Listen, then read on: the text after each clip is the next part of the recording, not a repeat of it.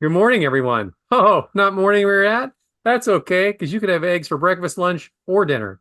Welcome to episode 46 of Three Eggs Are Better Than One. I am Brad Stanton, along with my fellow eggs, Matt M. and Brian Haremza.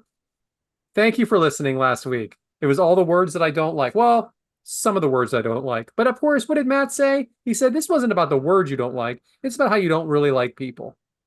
Well, anyway, we appreciate all the positive feedback. If this is your first time listening to the show, we do something called Sunny Side Up, which is our good news of the week. So, Bryant, what's your good news? Peek behind the curtain. It has not been a good week. Work-wise, we had an issue, an incident at work.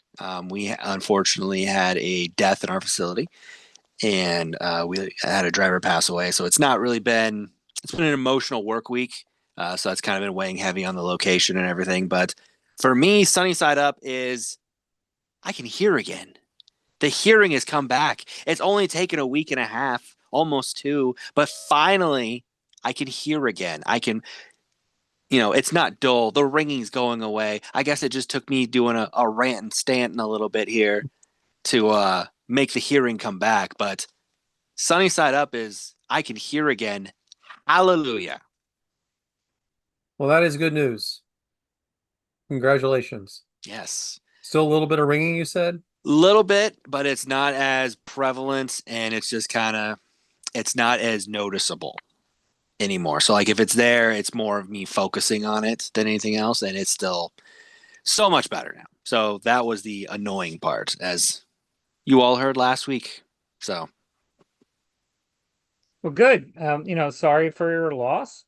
Um, Happy for you with the ear thing. Who's yeah, next? I guess I'm next, huh? maybe Mr. Brad over there.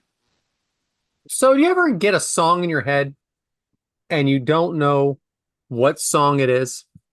So you hear it, you know you like it, but you can't figure out the title of it. So I'm at work and they have Sirius XM on and I hear a song and I've heard it a few times and I don't know it, but I like it. So I run over to the little box that tells you what's on, and it was not correct because it said it was Counting Crows, and that is not correct. I know who Counting Crows are.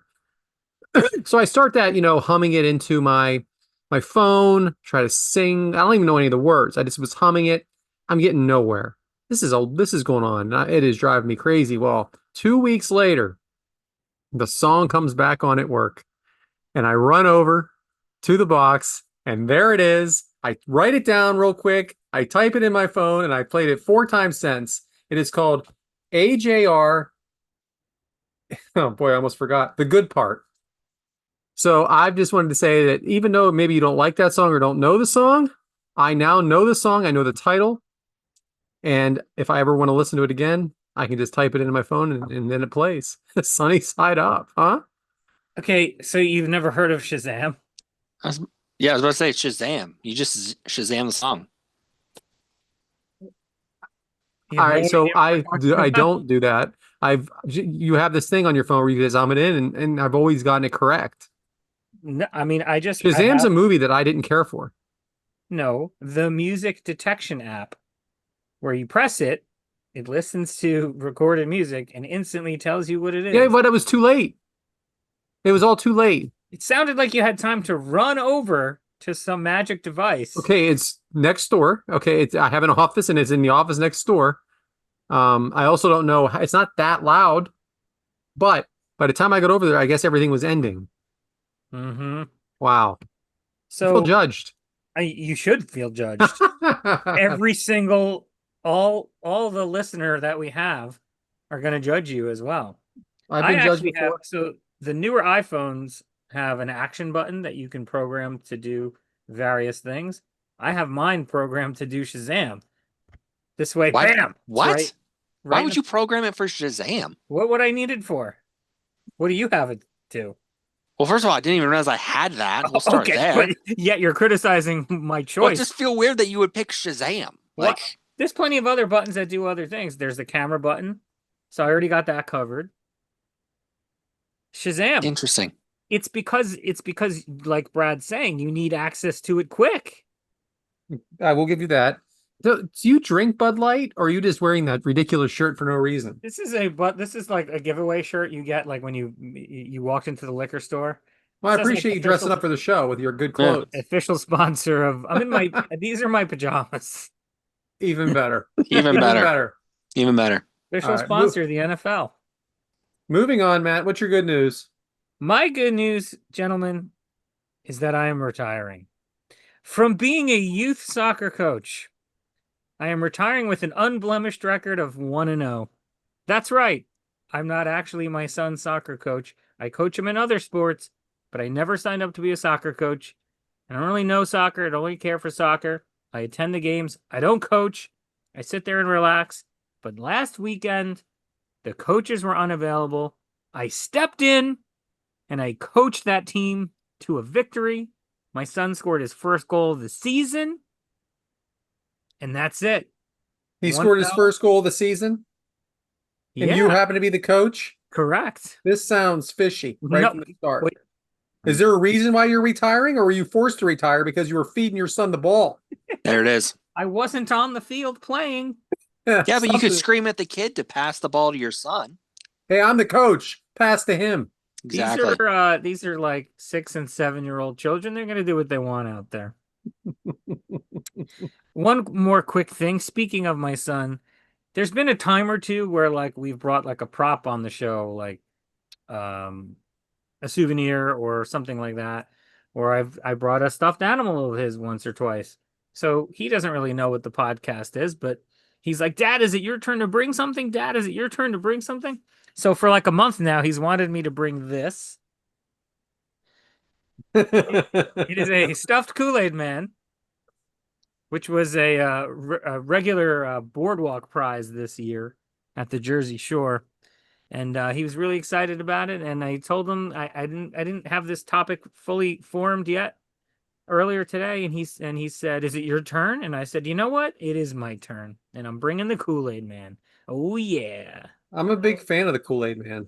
who isn't? I like him, and I really want that. I really want that. What you have there. I am required to enjoy Kool-Aid as Kool-Aid was invented in Nebraska. So boom, there we go. Great tie-in. Love it. And cherry Kool-Aid is my favorite. I'm glad he never changed to a different flavor. He never did he? No, and I He think was always cherry. that's accepted. And you don't even like cherry, Matt. I do not. So you don't like cherry Kool-Aid? What do you drink? Grape?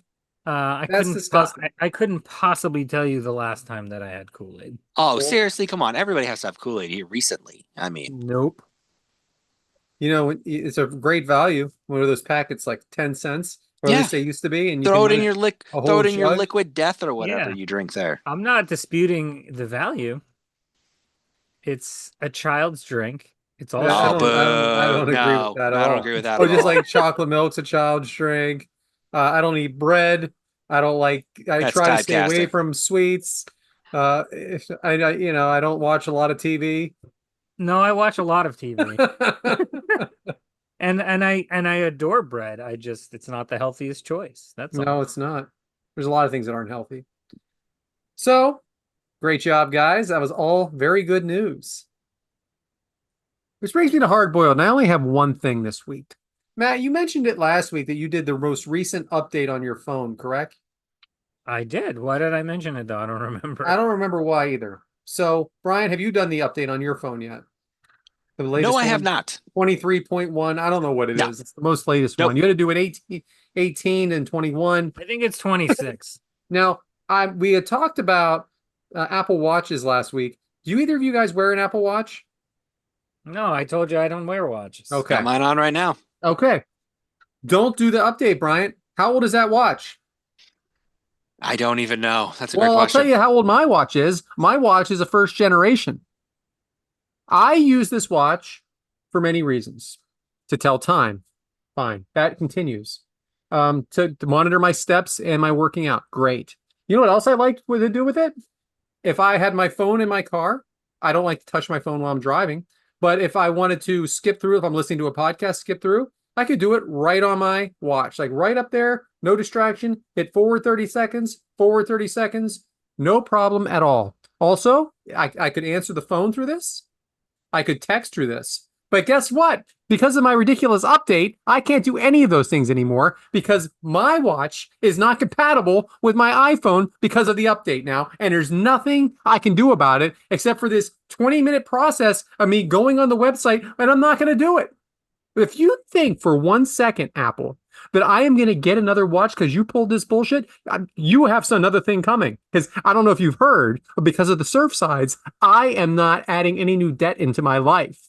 Okay, I don't care if it's $10 a month. It's $10 you're not going to get. I'm just going to try different things. I'm going to adjust. Athletes adjust. I'm going to adjust. Oh man, it aged out. How old is that, the original one? I don't think it's that old. 4 years? Apple Watches have been around longer than I'm 4 going to tell you right years. now, I didn't have Apple anything until I started my job that I am now, and I've been there 5 years, and it was 1 year, 4 years. It's 4 years I've had this Apple Watch. That's not that long. But it wasn't the latest generation 4 years ago, though. Probably not, because I didn't even want this watch. I don't know if you've heard, but this was a gift that I didn't ask for, and now I can't live without it. And now I'm adjusting again for something I didn't want to begin with.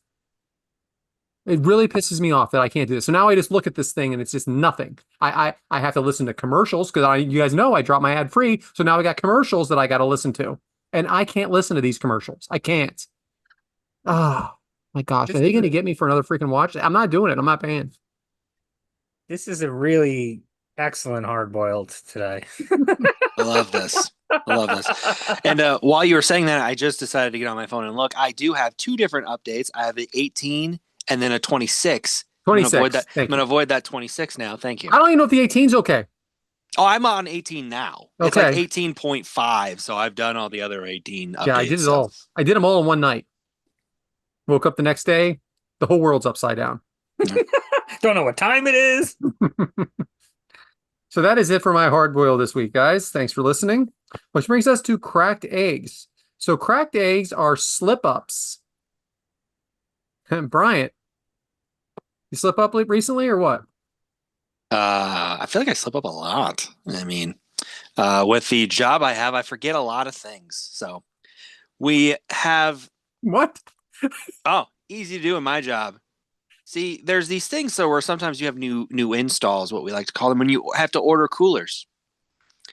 We had this new account that signed up with us, and I go in and I do all the talking, and we're talking about what we want to do, placements, things of that nature. And they're looking to open in about 2 months. So I was like, oh great, whatever, we'll get everything, when we get closer, I'll order everything. Takes a couple weeks to get in. Well, good old brain fart that I have all the time here. 2 days away from opening, and the store calls me going, hey, we haven't seen our coolers yet. When are those going to be arriving? And I go, great question. No earthly idea. And that's when I realized, oh yeah, didn't even order them, didn't put it in the system, didn't even think about it once I walked out of the door. And so the store has this brand opening, and I'm trying to scramble to find, I'm not going to call them broken coolers, but just used, whatever we have laying around our building, just to shove in the store until, we can get them some brand new equipment. So my slip up is just forgetting that, sometimes when you say something, you should just do it right away. Because if not, you're going to lose it. I get there. It happens to me, the completely forgetting of something. Mm-hmm. I usually am really on top of things, but it is amazing when that happens, when it just completely slips out. But that's okay. It's just gone. Yeah. And it's just gone, and it's not something that, it could be just as simple as you have that conversation and then you go over here and you start another conversation and it's just gone. It's like, oh. There's a lot of steps in the car business, and let me tell you, it's missing one isn't that unusual. Yeah. But anyway, sorry about that, Matt. Go ahead. Yeah. I was just going to say, we're talking about phones. I rely heavily on technology to help me remember things.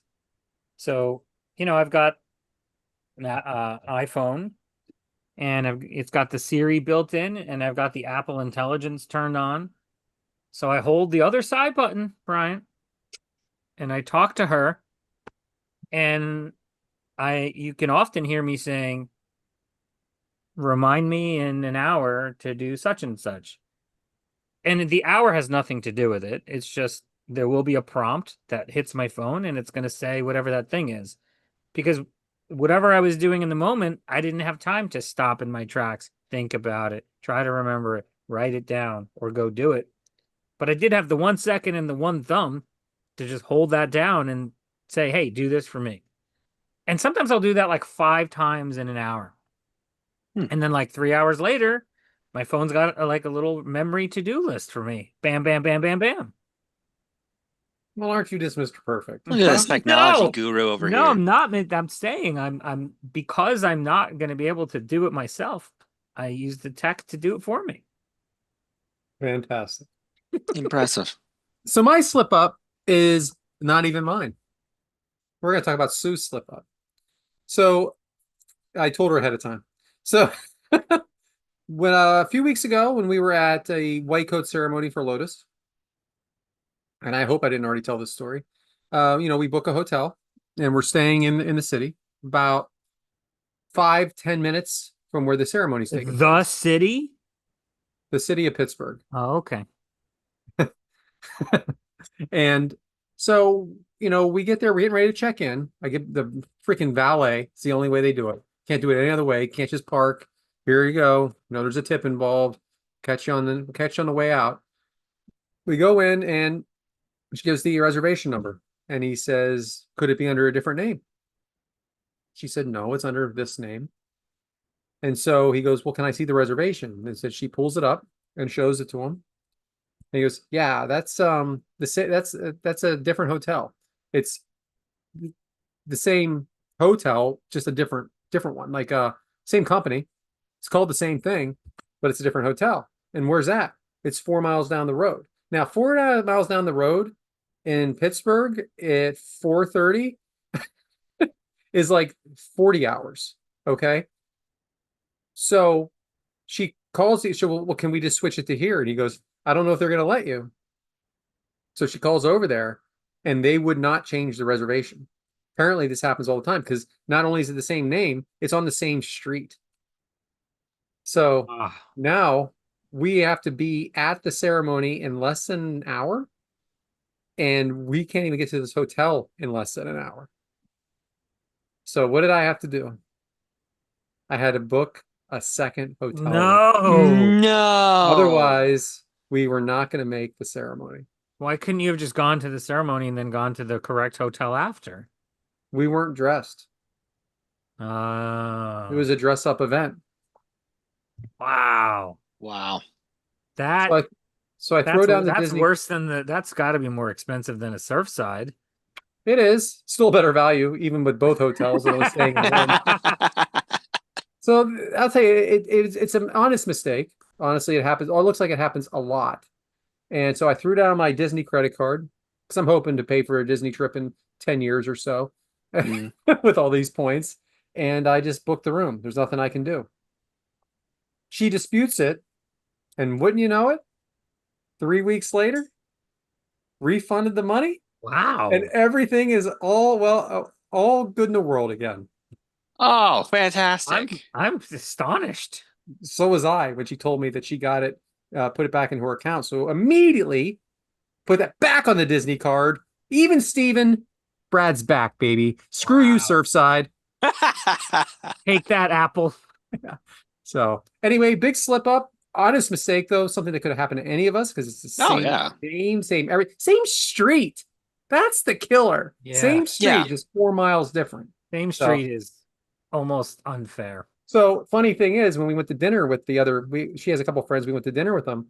Both of them did the same exact thing. So this is why they're not canceling reservations for you. Wow. But the other people got store credit or hotel credit. We weren't even offered that. And which is okay because we're actually going to parents' weekend. We could have done it then. But it wasn't an option for us. So anyway, that's my slip up. Wow. Which brings us to you, Matt. So I've got a very old one from my life.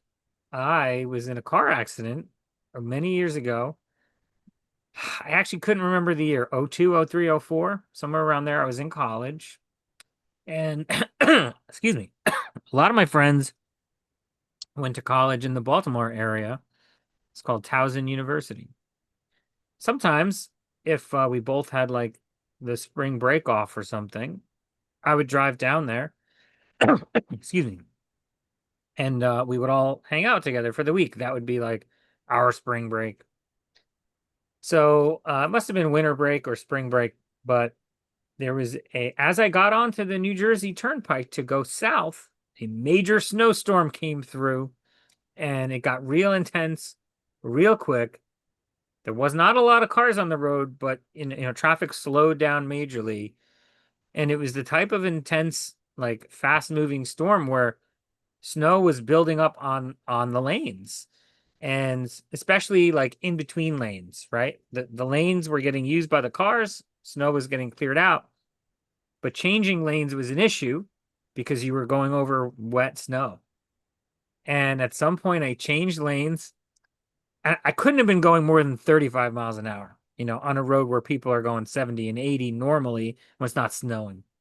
I lost control of the car, spun around. The front right side of the car hit the guardrail, spun back around, and then the rear right side of the car hit the same guardrail. So I smashed out my front right headlight and my back right tail light. It was low, it was low speed, so it wasn't like super dangerous. I did not get hurt. There was nobody else involved in the accident, but it wasn't good. So I remember I called my dad and I told him what happened, and he was like, "What do we do now? Because like you're kind of stuck on the side of the road in this snowstorm." And I was like, I'm pretty sure if I go another couple of miles, it's not snowing anymore. And he's like, I can't really argue with you because the car was still driving. So I literally drove to the next rest stop, like 2 miles away. Wasn't snowing anymore. Assessed the car. It was just, it wasn't like internal damage. I continued driving another 3 hours to Baltimore, had my whole trip, drove 3 hours back, and then finally when I got back, I just didn't use the car when I was there. And then I got it fixed when I got back. But could have been could have been bad. Brad's thinking. Because I've been in these situations, very similar situations. We all slip up and make kind of a bonehead move when we're driving, especially when we're young. I mean, we still probably do it here and there now. Just Yeah. lucky that we're okay and live to talk about it. Yeah. I mean, it wasn't, it didn't feel like a huge impact. It was enough to damage the car. But, I wasn't banged up at all. But it was a slip up. That is lucky. That is very lucky. It is. It is. I think I remember a word that my dad used when I called him. He was like, you're lucky that another car didn't hit you while you were spinning around. Could have been curtains. Could have been curtains. Right now, I'm not going to do it, but I have like 4 instances in my head that are almost similar to this, where I got lucky, barely made it through, drove a long time with a damaged vehicle. I've done these things. I feel like you're talking about my life. There's been a lot of overlapping Venn diagrams in the last few episodes. Yeah. Maybe someday I'll tell you my story. You told us a story that was somewhat recent about how you shouldn't have been driving a car and, it was dangerous, but you ended up being with the bent frame. Yeah. Yeah. I don't know if that. Sometimes I don't know if I tell the story on the show, or if I was telling the story at work, or if I texted you guys. I don't know. It all runs blends together. or if it was a kick-out crew story. I don't know. Yeah. Well, guys, we're not perfect, are we? No, we slip up. You definitely slip up. So rest assured, Madam, this next segment is wrestling review. However, it is not going to be about AEW All Out, because I know you haven't seen it. Thanks. And I would have reviewed that anyway. So, if none of you know at home, like I said, Egg Beaters is wrestling review. ESPN and the WWE have joined forces, and the first WWE PLE was on ESPN, the Unlimited app, free for some of us, not most of us. But it was the first show that they had, and they kind of threw it in there because it wasn't supposed to start till next year. But they created an event and they put it on the ESPN app, and it was on September 20th, 2025 on Saturday. It took place in Gainbridge Fieldhouse in Indiana. Is that right, Bryant? I feel like I'm saying something wrong. Nope, Okay. you're right. You're right. Gainsbridge? Yeah. Gainbridge or Gainsbridge? Yep. Yeah, it's Gainsbridge. So, like I said, it was the first ESPN and WWE PLE. What I really liked leading up to this was the crossover on ESPN uh, promoting the event. College Game Day was in the morning. Pat McAfee is an announcer, for the WWE, and he's also big part of college football. He's on Game Day, and they made their picks in the morning of who was going to win on the PLE, which is fantastic. College Game Day. Also, interviews all week with the different wrestlers going on ESPN. It really had a big, as they say, fight feel to it. And the way the show opened, it was like a side by side of ESPN and WWE, how they were both grassroots companies and how they started. And they were showing old footage on both of them. And then it was probably about 5 minutes, I would say, and how it came together. I really thought that was extremely well done. Also, pyro was really big in this event. I thought that was more so than normal, but again, go big or go home. This is the very first event. And like I said, I enjoyed that it was advertised all over. And so what were the matches? So you got to make a splash, right? So as maybe some of you know, some of you don't, John Cena is in his farewell tour. He only has a few months left, and he had a very big match against WWE superstar, UFC superstar, all-around badass Brock Lesnar. Surprising to me and to many people, with only a few matches left, Brock Lesnar did beat John Cena to the happiness of Bryant Paremza. Yes, very happy. I am ready for this tour to be over. I was very surprised. I wasn't saying I'm unhappy. I did like the element of surprise, though. So we also had the Vision, who is the Bronze, if you will, too. Bronson Reed and Big Braun Breaker versus the Usos. The Bronze came through and got the victory, which I thought was the right move as well. LA Knight, was the guest referee and got very much involved in the entire thing. Stephanie Vicure against Io Sky for the vacant women's championship, and Stephanie Vicure came through. I think she's an egg favorite of all three of us. We're very excited for her. Another great match. But the one that everybody was talking about, the return of AJ Lee, the wife of CM Punk, versus Seth Rollins and Becky Lynch. Becky Lynch and Seth Rollins being the heels. AJ Lee been gone since 2015. I mean, honestly, we never thought we'd see CM Punk again. And here we have both of them in the ring. I thought the match came off great. I really enjoyed AJ. She's from the Divas era, which it's not called that anymore. But it was a different time, but she was definitely ahead of her time. She's only about 90 to 110 pounds. Climbs all over everybody, uses people as a weapon.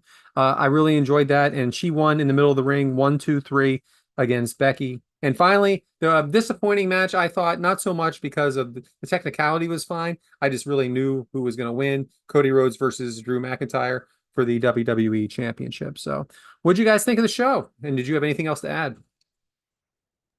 Brian, you go first.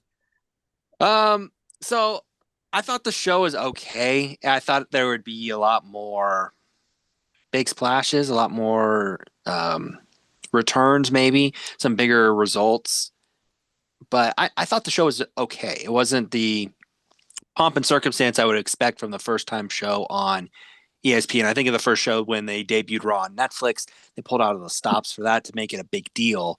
And I feel like they didn't really do that here. I feel like they were just kind of going through the motions essentially with this.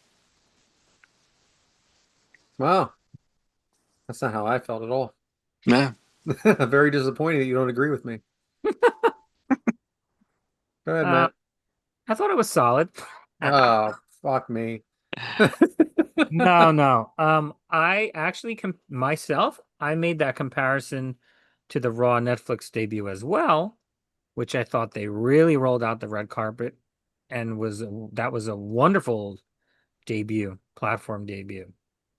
Far better than this ESPN one. I did think the opening was great.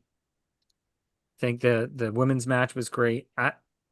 I find myself anytime I'm like talking to you guys about a big show afterwards, I'm always complimenting the women's matches the most. I just they really impressed me. I think Vacker broke out that new finishing move, or maybe not new, but new to me. She hadn't done that before, so that was pretty awesome. Yeah, Yeah. incredible. Yeah. Um, The women's match was the highlight of the yeah, show to me. And don't get me wrong, I'm a diehard CM Punk guy, but I thought that was the match that kind of stole the yeah. show a little bit there. The mixed tag was great. That was like the sports entertainment part of the night.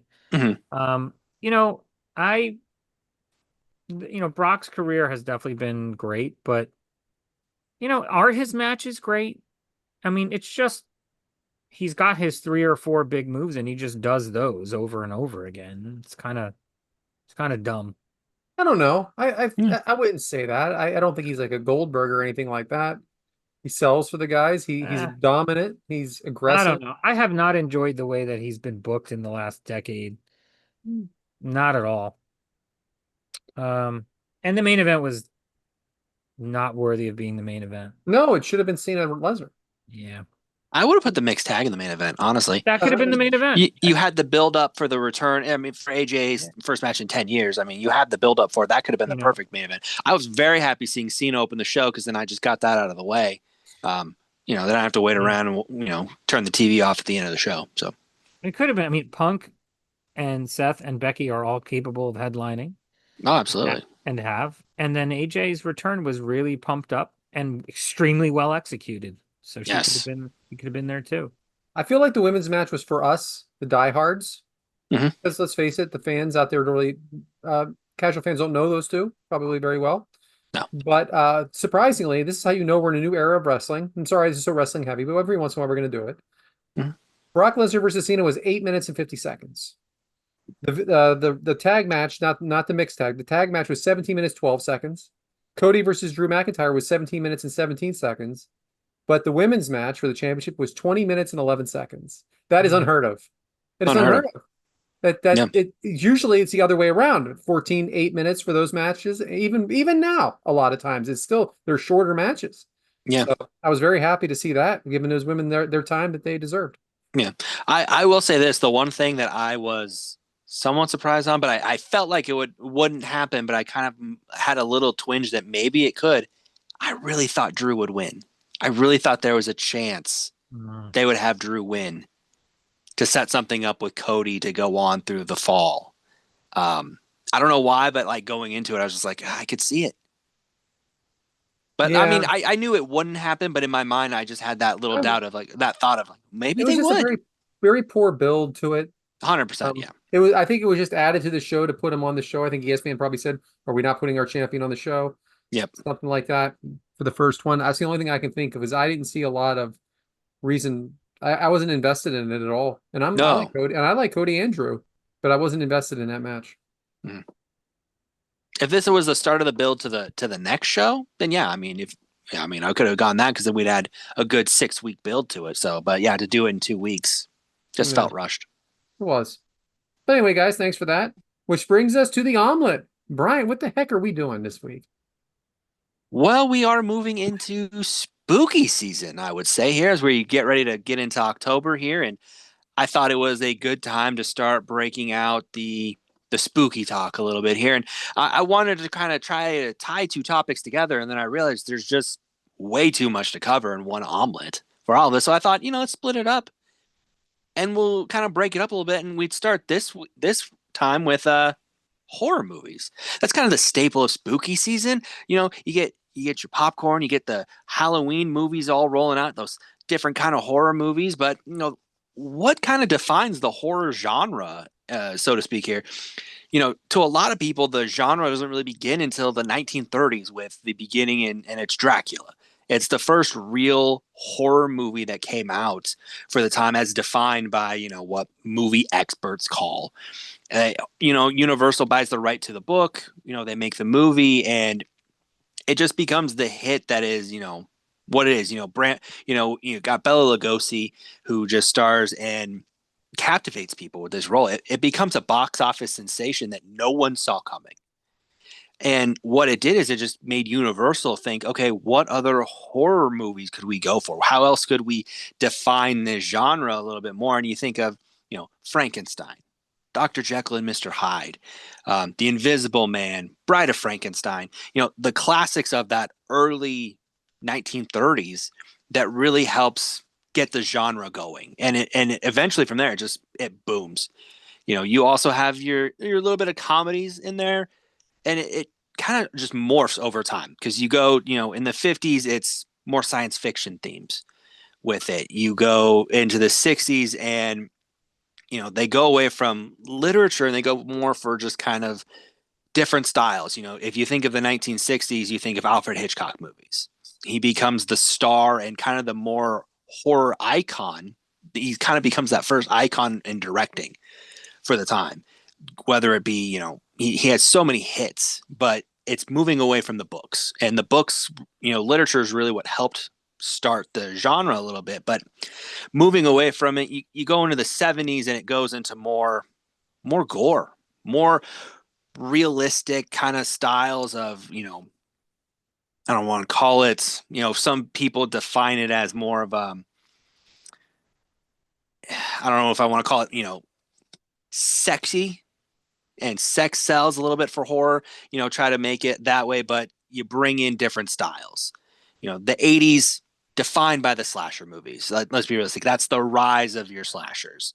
And that's kind of the thing that a lot of people know horror for in this point. It's those slasher movies, those slasher villains that spawn off, let's be realistic, 30 to 40 sequels.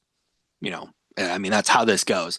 I mean, the first movie in the horror genre that had really multiple sequels would be Frankenstein and The Invisible Man, which The Invisible Man was the first one to come out with 3 sequels, which was at the time unheard of for a movie to spawn something off like that. So, as it grows, it always changes. Horror is the one genre that always seems to evolve into more and more. You have comedy horror movies as well, which kind of go on the rise in the 90s with Scary Movie, for example, which kind of does the spoof of a little bit of everything, But for horror, it continues to always trend in all different directions. You have, I think of a movie like The Exorcist, where, it captivates that genre a little bit of, tying your, I don't want to call it church, but everybody has those fears of the demon possessions and things of that nature. You go into kind of more modern times and, one of the things, some of the movies you think of is like, more of the realistic approach. I know Matt brought it up on early back in the archives, Blair Witch Project. You think of movies like that where it's more of that camcorded, true story kind of thing of, the secret footage you're not supposed to see. And that helps make horror evolve a little more and take it in a different direction at this point. And then you move into kind of just your own blending of every version of anything that scares you, essentially. And that's what the genre always wants to do, is trying to scare you a little bit more. So I'm going to pause here because I could keep going for hours here. I know I gave my fellow eggs a little homework on talking to horror movies here. I know Matt's a big horror fan. Brad, I know, likes a few here, but we'll hopefully learn a little more here. So horror movies, what do you guys like? Who are some of your favorite movie villains and things like that? Go ahead, Matt. All right, I wrote down some of my favorite horror movies. Um, so I have to start with the original Halloween and Halloween 2. I think they're both great. I think they're both simple, scary, established that notion of you're being followed, you're being watched, there's a voyeur thing happening, being chased. I mean, remember the first movie was from 1979, right? So that's a long time ago. And it predates, you know, the Jasons and the Freddys and a lot of the classic stuff. So I always have an appreciation for those. I did have Blair Witch on the list because I've talked about it before. I've also talked about Stir of Echoes before. How about Scream? I mean, maybe not the scariest movie. It was kind of like a almost a teeny bopper sort of movie, but I mean, I was the right age for it when that came out. And that started a whole franchise that's still ongoing, although I've probably only seen two or three of them. So the rest on my list here, I'm not really the biggest fan of the most well-known type of movies, the slasher types, or, the pop out scary stuff. What scares me is when it's like, it could be a real life situation. So there's a movie from probably 15 years ago now called Wolf Creek. Bryant, I bet you know exactly what I'm talking I know about. exactly the movie you're talking about. Yep. I think it takes place in Australia, Yes. and there's like people on some sort of a trip, and some of them get kidnapped and murdered, and it's just very realistic feeling. You're Mhm. kind of lost in the middle of nowhere, and I think it might have even been based on a true story. Really scary. How about The Descent? These people get lost in a cave. It's like really dark, and they make it feel like you're the one in the cave, right? And I saw this in the theater, so it's like especially scary. It's dark, it's quiet, and you feel like you're the trapped person. How about this one? Because this is not There it is. there.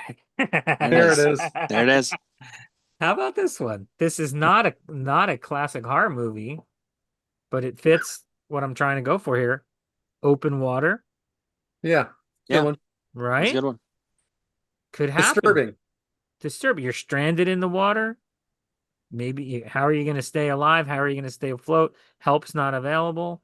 You The start losing panic. your mind. You panic. Sharks. And finally, there are some Rob Zombie horror movies that I like, and I think my favorite one is The Devil's Rejects. Yeah. Good Um, one. has that like grungy feel to it. Has an A plus of an ending. Some good characters in there that I think he used in multiple movies. But that always stuck with me, especially because of the ending. But that's what I came up with. It's not like, Freddy versus Jason. Yeah. So when I was probably just a teen, like seventh, eighth grade, on some nights I had a couple buddies and we really got into the horror movies. And we'd stay up late. My buddy had a basement like in his house that we could just it was humongous. We could just hang out in there. And we would go to Blockbuster at the time and we would rent two or three. Actually, it might not even been Blockbuster yet. With two or three movies, and we would watch them. Some of them were good, some of them weren't, but we tried really hard to watch everything. I can't tell you much about any of them right now, but I was really into it for a long time. Where I got a subscription to Gore magazine, which was the horror magazine. I think they had like 6 episodes a year, something like that. A lot of good pictures in there, behind the scenes stuff, interesting stuff. I'm probably I was at that age where I like girls. I didn't do a whole lot on the weekends, maybe go to a football game or something like that. And then I'd hang with my buddies, and that's what we would do. So I think the first horror movie I remember, though, that did not actually scare me. And when I was young, the stuff scared me. I didn't really want to watch horror movies when I was little. But Poltergeist, where like the house or everything comes alive, and like a poltergeist is like, the girl in the TV talking through the TV caught in Mhm. the snow. That freaked me Yep. out a little, but that's the first horror movie I remember, and I thought it was okay, but I never thought it was okay to watch the two sequels after that. And when you said about real life situations, I think about a simple movie by Stephen King called Cujo.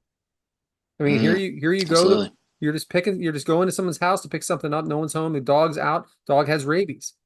That it is probably a little over the top, but that definitely can happen where the dog loses its mind and wants to attack and you're stuck. I mean, a big Saint Bernard dog like that's scary. That can happen.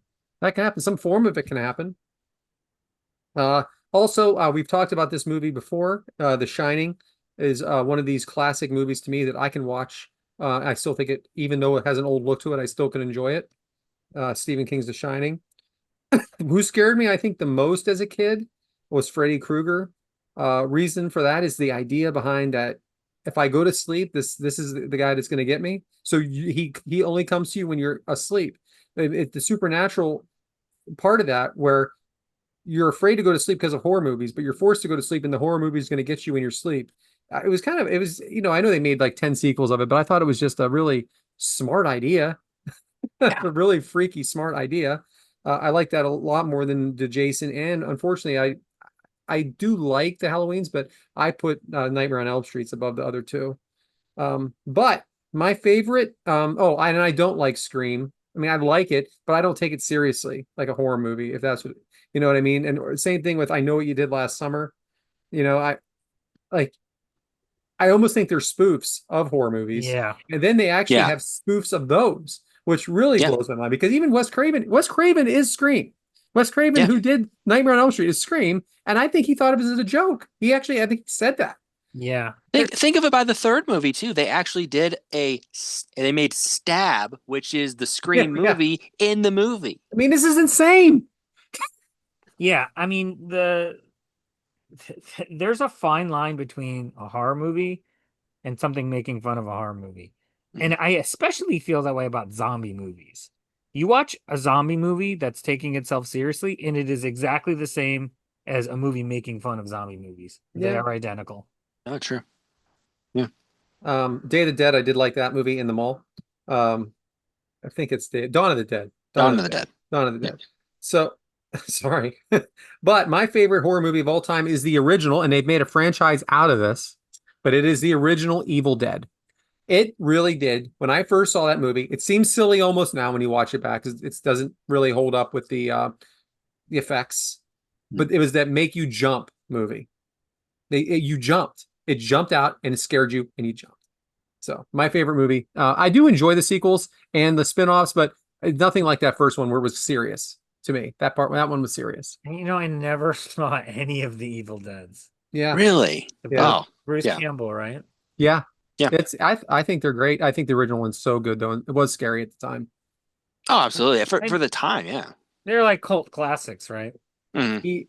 It became a comedy. Yeah. Yeah. He became a comedic character in the second and third one, especially the third one. But the first one, I wouldn't say that at all. It was just a good horror movie, make you jump movie. So back to you, Bryant. Yeah. So, but that's the thing that makes horror so interesting is there's always different takes, always always different horror movies, things that scare you that might not scare anybody else. As stated on this show, Leprechaun. That thing scared the hell out of me as a kid. I saw that movie. It terrified me, haunted my dreams. As an adult now, I watch it now and laugh because I don't know why it scared me so much, but it did. It tortured me for so long in my life. I one of the movies that I love, and I mean it, I love every movie. I'll watch every movie. I've loved the spinoffs. And it's something that we've talked about behind the scenes here a little bit, and that's Saw. Saw was that next generation of horror that took it to a different level. And it brought in more of that grotesque, the mind games, the torture aspects of it. And I don't know what it is about that franchise, but I love every movie. I know they're not going to make a new one, but I still will watch all of them if I could. And I'll watch them all endlessly. I think they're fantastic. The stories behind them. One that even as a child I laughed at because it made no sense to me, Chucky. He's a doll possessed by, Charles Lee Ray. Goes into this doll to go on this murder spree. And even as a kid, I go, it's a doll. How can you not stop it? Because even but at the time, that movie was just so revolutionary of here's a doll going on this murder spree. He can get away with it because, well, he's a doll. You don't think he's a real person behind this. And as the years have gone on, yes, he's gotten more comedic, but for the time, he was this huge thing. It's already been brought up. I do love Friday the 13th. I love Jason Voorhees. I think he's, that first movie where it was the mom, spoiler, sorry, I know, but when it evolved into him, it became, how do you kill him? How do you he keeps coming back where you don't know how to stop him.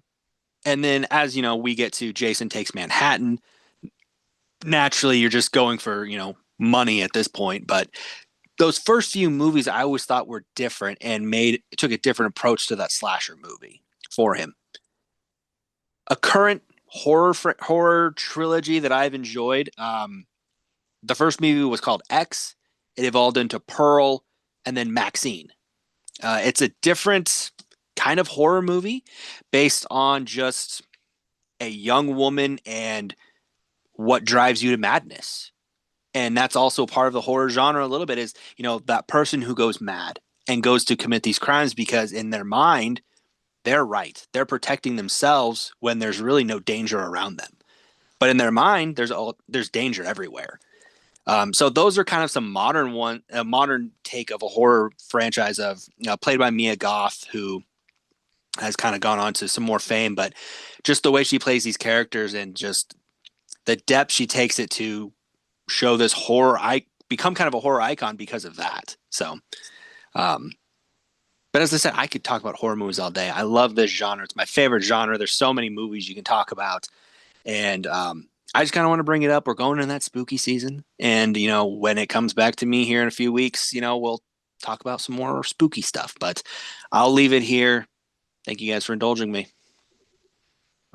So moving on, but I wanted to say, I'm glad you brought up Chucky. I'm glad you brought up Saw, because really you can't talk about horror movies without those two. So good job there. And it's great that you're Jason Voorhees, you're a Mike Myers, and I'm a Freddy Krueger. Yeah. We're all different. All right, go ahead. I'm sorry. Wait.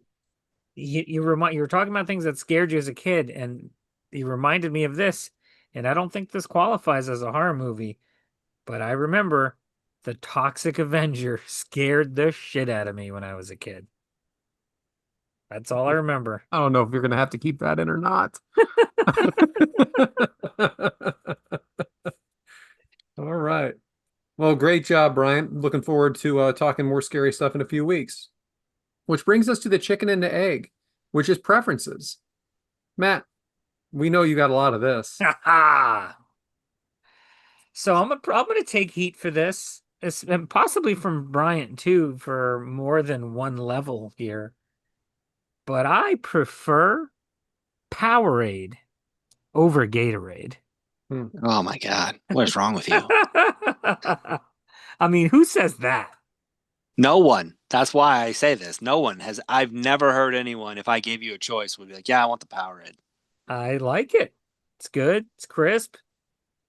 The lemon lime Gatorade flavor seems to, they like reformulated it. And the last couple of times I had it, I'm like, what is this?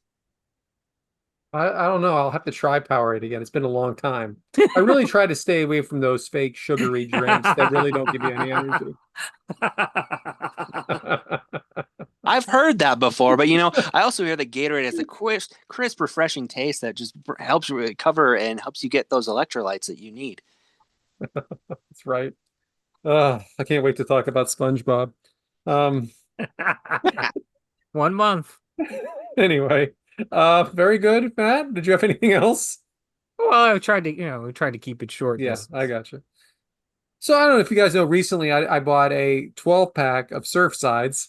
Oh, I didn't know. And then in the pack it was a variety pack, and it came with 3 raspberry lemonades, 3 peach teas, 3 iced tea lemonade combined, like an Arnold Palmer, and then the iced tea, all with vodka.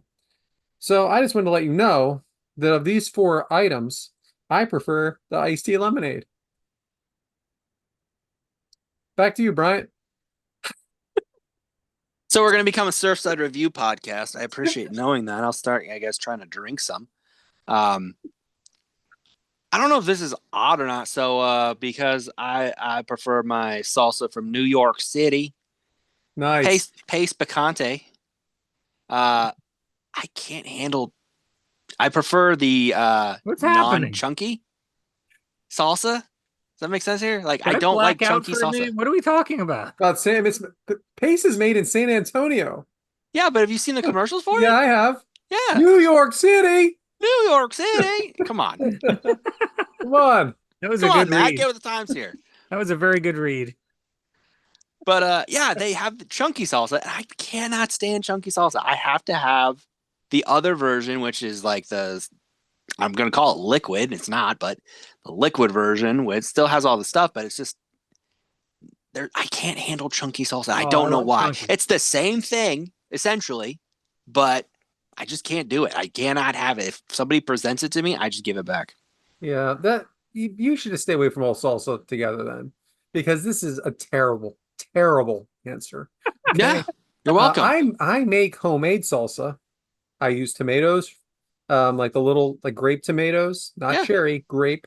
I use some red onion, jalapeno in there, vinegar, a little bit of hot sauce, little couple shakes of some spices, and it's chunky, but it's not crazy chunky, but it's chunky-ish. However, I really do prefer that like that salsa also that's like just the vegetables almost without much liquid. I like that, like a pico de gallo almost.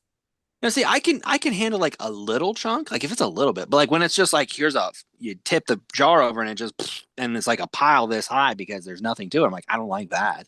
That's ridiculous. I think we've officially hit rock bottom. We have, yes, Not, oh no, we haven't gotten to the next category. So, Yes. All right, guys. I mean, at least we made it quick, right? So right. next one is inspired eggs. And oh, from what I understand, Matt has put hours and hours into this. So the show may be an hour and a half this week. So Matt, the floor is yours. no, we're calling an audible. I did have something written down. I wrote it down a while ago and I changed my mind. So, pivoting to an old one of mine, celebrity names, because you know I like sharing them. Guys, what's Unbelievable. do you know the name of the lead singer of the rock band Tool? Surfside. Eh. It's Maynard. Maynard James Keenan. I was gonna guess Douglas, but You okay. know anybody? I mean, I Maynard. don't know anybody else named Maynard. No, I'm thinking of tomato, like tomato. Get it? I do, unfortunately. That's the closest thing. Okay, how about this one? I know you guys know this person. Ronda Rousey. Sure, we know Ronda's a name, but most Rondas don't spell it the way she does. Ronda. Usually it's RH. Yeah. Again, no reason for the H whatsoever. But No reason for a Honda. or Sarah. Mm. Okay, actress Kira Sedgwick, Kyra. I don't know anybody else with that name. I don't either. Interesting. Taya Leone, Tea, and the E's got the little accent mark Yeah. over it. Not a Yeah. big fan of punctuation in your name. No, can't handle it. Well, how do you put that on a job application, huh? As soon as they see that, not hired. Yeah, T. How about Maren Morris? She's a singer. Yeah, Maren, Maren? What the hell is Marin. that? I don't know. I don't think that person's real, but okay. I like Marin. Longtime cast member of Law and Order SVU, Mariska Hargitay. I've Yeah. been wondering how long it'd take you to get to this one. Mariska. It's like somebody had a seizure when they were saying Marissa. Well, it's Jane Manfield's daughter. I don't know if you guys know that. I Yes. think I did know that. I Yeah. don't know. She Yeah. was a little off. So Little. you guys know this next person. But do you know this? Chesley Burnett Sullenberger the third. Wow. Two others, huh? Famous famously known by his nickname Sully the pilot. Miracle Huh. on the Hudson. His real name is Chesley. Not what the fuck is that? Man, if you get on a flight and you're like, this is your captain speaking. This is Chesley. Chesley speaking. Chesley. Okay. All right. These are now real people's names. I saw this name out and about in the world, and I was like, I gotta write this down. This lady's name was Lady. Is that like the female equivalent for guy? I guess. I mean, I know Lady and the Tramp. Lady. That's a dog. My mom's dog's name is Lady. Yeah, but that's, That's okay. an animal. And then I was walking by an office at work, and there was a sign on it with people's names, and one of the names was Karen. Caren. And Karen. I wonder if that Karen Hmm, has the same kind of reputation as the Karen with a K. Maybe she changed her name. maybe. Are you sure that's how you pronounce it? I am not sure. I think we need to do a little more research. No more researching here. And finally, saw this individual's name on television the other night because he is an NFL official, and his name is Land Clark. Land. I've seen that guy on TV. I know who you're talking about. Yes. Hi, I'm Land. It's like from Wedding Crashers. His name was Sack. Sack. Land and Sack. Land. Hi, I'm Air. Yes, that's coming. I am Lamp. You know. I am Lamp. This concludes your SNL segment. Well, guess what, Matt? Because I didn't do this outline properly, you have to keep talking through the socials into next week. Oh my gosh. So Look much at you talking. go. And you had your Man. topic. Wow. What? What? Who the hell wrote this damn The thing? Who does these outlines? I mean, The really. superfecta. Number 46, not good. It's a four-way parlay.